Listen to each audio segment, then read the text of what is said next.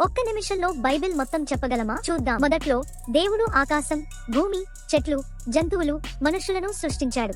మొదటి మనుషులు అయిన ఆదాము, హవ్వ దేవుని మాట వినలేదు. అందుకే పాపం లోకంలోకి వచ్చింది. పాపం వల్ల మనుషులు దేవుని నుండి దూరమయ్యారు. దేవుడు అబ్రహామును పిలిచాడు. ఆయన వంశం ద్వారా ఇశ్రాయేలు అనే గొప్ప జాతి ఏర్పడింది. దేవుడు అబ్రహాముకు లోకమంతా ఆశీర్వదించబడుతుందని వాగ్దానం చేశాడు. ఇశ్రాయేలు ప్రజలు ఈజిప్టులో బానిసలుగా ఉన్నప్పుడు దేవుడు మోషేను పంపించి వారిని అక్కడ నుండి తీసుకొచ్చాడు. దీనిని ఎక్సోడస్ అంటారు.